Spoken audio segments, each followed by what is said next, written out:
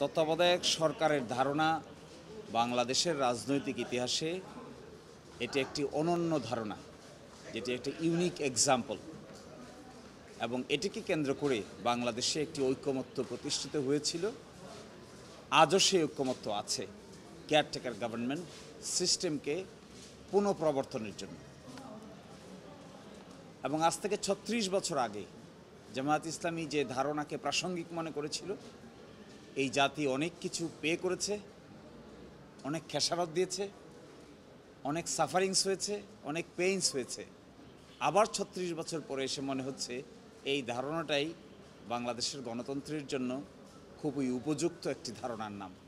কখনো যদি কোনো জাতীয়ভাবে কোনো জাতির নেতৃত্বরা খামখেয়ালি সিদ্ধান্ত নেন, তাহলে সেই দেশের মানুষের কি হয়?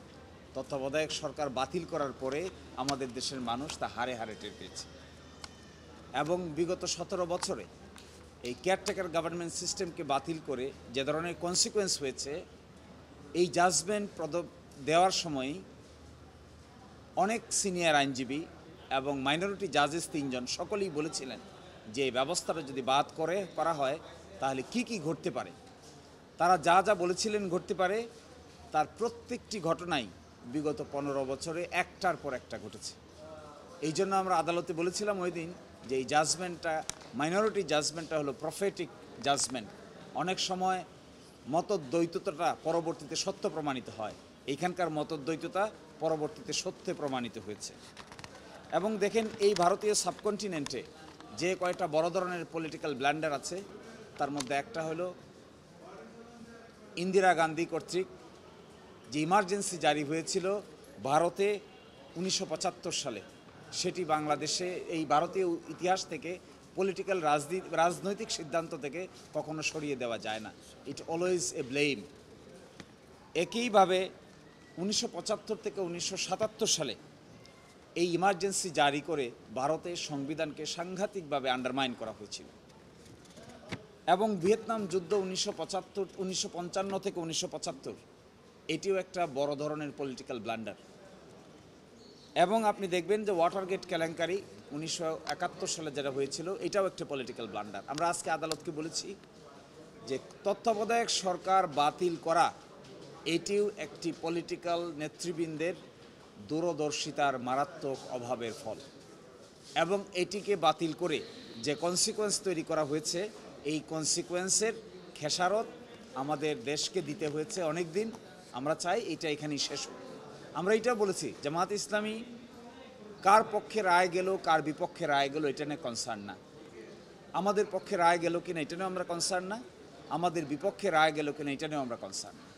আমরা কনসার্ন হলো কি করে একটা গ্রহণযোগ্য সমাধান বের হয়, সকলেই অন দ্য সেম পেজ থাকতে পারে, এটাই সবচাইতে বড় কনসার্ন। এই ক্ষেত্রে কেয়ারটেকার গভর্নমেন্ট সিস্টেম একটা অ্যাকসেপ্টেবল মেকানিজম, যেটা একটা ইউনিক এক্সাম্পল আকারে আমাদের এই দেশে বারবার প্রমাণিত হচ্ছে। সেই জন্য আমরা বলেছি এই আপিলটাকে অ্যালাউ করা উচিত, কেয়ারটেকার গভর্নমেন্টকে রেস্টোর করা উচিত, কিন্তু তার সাথে কোনো অবজারভেশন দেওয়া উচিত না। যেহেতু একটা বৃহত্তর সংস্কার প্রক্রিয়া চলমান, জুলাই চার্টার হয়েছে, আদেশ হবে, গণভোট হবে এবং পরবর্তী পার্লামেন্টে এটি নিয়ে আলোচনা হবে। এই জন্য একে কেন্দ্র করে সুপ্রিম কোর্ট কর্তৃক সুনির্দিষ্ট কিন্তু অবজারভেশন থাকা উচিত না, বরং এই আপিলটা অ্যালাউ হবে কিনা, ডিসমিস হবে কিনা, এটাই হওয়া উচিত সুপ্রিম কোর্টের নিষ্পত্তির মূল প্রতিপাদ্য বিষয়। এখানে যদি বাড়তি কোনো অবজারভেশন থাকে, কোনো ডাইরেকশন থাকে, তাহলে ইতোমধ্যে জুলাই চার্টার এবং পার্লামেন্টে উপস্থাপিত যে প্রপোজাল এগ্রি করেছে রাজনৈতিক দলগুলো, সেই বৃহত্তর সংস্কার প্রক্রিয়া কিছুটা হলেও ক্ষতিগ্রস্ত হতে পারে। এটাই ছিল আজকে আমাদের সাবমিশন।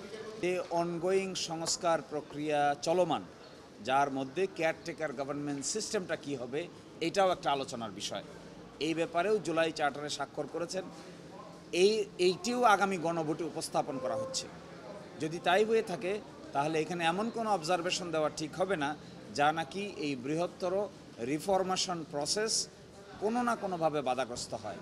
তত্ত্বাবধায়ক সরকার ব্যবস্থা বর্তমান প্রেক্ষাপটে সংবিধানে অ্যালাউ হয়ে পুনরুজ্জীবন হলেও বাস্তবে এটি কার্যকর করা এই মুহূর্তে সম্ভব নয়। কারণ এখন যে সিস্টেমের মধ্যে আছি, সেই সিস্টেমে আমাদের সংবিধানের পূর্ববর্তী আর্টিকেল 58 ক খ গ ঘ যে সিচুয়েশনে এটাকে অ্যাপ্লাই করতে হয়, এই সিচুয়েশন বাংলাদেশে আপাতত নাই। এটাকে যদি রেস্টোরও করা হয় তাহলে এটা ডরমেন্ট থাকবে। যখন এই পজিশন আসবে, এই পরিস্থিতি আসবে, পরিস্থিতি সাপেক্ষে এটাকে অ্যাপ্লাই করতে হবে। বর্তমান সরকার, বর্তমান কোনো পার্লামেন্ট নাই, সুতরাং পার্লামেন্ট ভাঙারও প্রশ্ন আসে না। পার্লামেন্ট যদি না ভাঙে তাহলে কেয়ারটেকার গভর্নমেন্ট কী করে গঠিত হবে? ইন্টারিম গভর্নমেন্ট যেটা আছে এটাই কন্টিনিউ করবে। এটাই তার 3টা ম্যান্ডেট আছে, একটা বিচার, একটা সংস্কার, একটা নির্বাচন। আমরা এটাও বলেছি আদালতকে, এই 3টা সংস্কারের ভিত্তিতেই বর্তমান সরকার তার অরিজিনাল ফর্মে কন্টিনিউ করবে।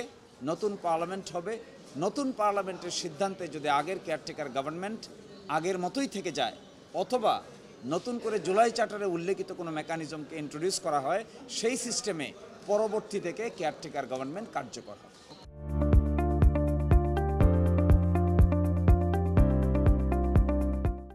আমরা চাই তত্ত্বাবধায়ক সরকার ব্যবস্থা ফিরে আসুক রায়ের মাধ্যমে, কিন্তু এটাকে কেন্দ্র করে সুনির্দিষ্ট কোনো ডাইরেকশন কিংবা অবজারভেশন আমরা আমাদের পক্ষ থেকে চাই না। তাতে একটা বড় ধরনের কেওয়াস বা বড় ধরনের আনসার্টেনিটি বা অনিশ্চয়তার তৈরি হতে পারে। আগামী নির্বাচন যেটা অনুষ্ঠিত হতে যাচ্ছে, এই নির্বাচন ত্রয়োদশ সংশোধনীতে উল্লেখিত যে তত্ত্বাবধায়ক সরকার ব্যবস্থা আছে, ওই ব্যবস্থায় হওয়ার কোনো সম্ভাবনা আমরা দেখছি না। আইনও এই বর্তমান সিস্টেমে অতীতের তত্ত্বাবধায়ক সরকার ব্যবস্থা কার্যকর করার কোনো আইনি প্রভিশন আপাতত বাংলাদেশে নেই। এই জন্য, কারণ তত্ত্বাবধায়ক সরকারের আগের যে বিধানটা ছিল, এটি হলো সংসদ ভেঙে যাওয়ার 15 দিনের মধ্যে এই সরকার গঠিত হবে। তো সংসদই তো নাই, এতে ভাঙবে কী করে? সংসদ তো ভেঙে গেছে আরও 1 বছরের অধিক সময় আগে, এবং একটি ইন্টারিম গভর্নমেন্টের আদলে দেশ পরিচালিত হচ্ছে।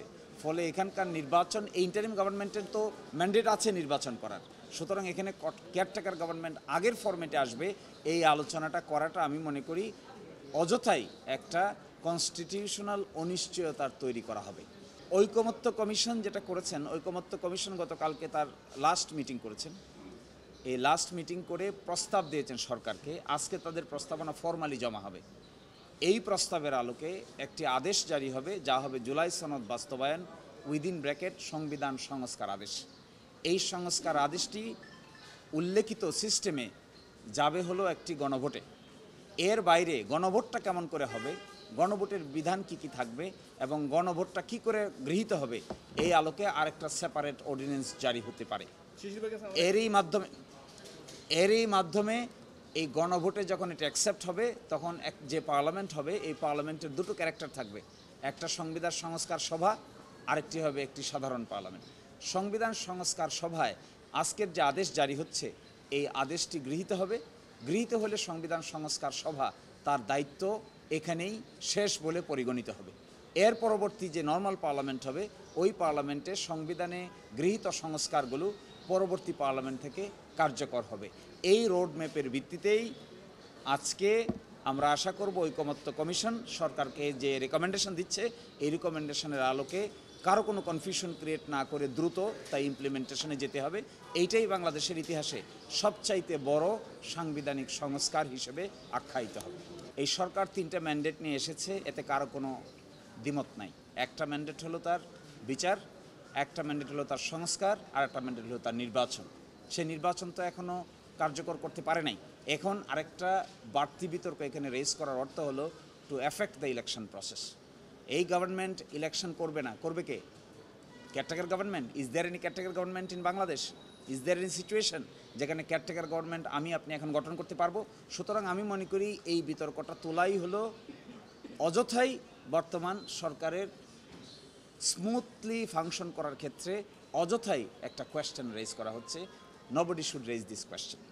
এখানে শুধু রেস্টোর হবে, রেস্টোর হয়ে যাওয়ার পরে গণভোটের সাবজেক্ট ম্যাটার তো হলো জুলাই সনদ বাস্তবায়ন আদেশ। এর মধ্যে 84টি প্রস্তাব আছে। এই প্রস্তাবের মধ্যে কেয়ারটেকারও একটি প্রস্তাব।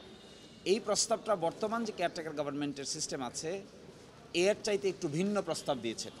এই প্রস্তাবটা পাশ হবে কিনা এটা নির্ধারণ করবে সংবিধান সংস্কার সভা। সংবিধান সংস্কার সভা যদি এটা পাশ হয়, তাহলে অতীতের যে সিস্টেমই থাকুক না কেন সেটা আর কার্যকর থাকবে না। গণভোটটা কবে নাগাদ হবে? গণভোটটা কবে নাগাদ হবে? গণভোটের ক্ষেত্রে আজকে ঐকমত্য কমিশন কি প্রপোজাল দেন, একদিনেই হবে নাকি আগেই হবে, এই পর্যন্ত আমাদের সকলকেই অপেক্ষা করতে হবে।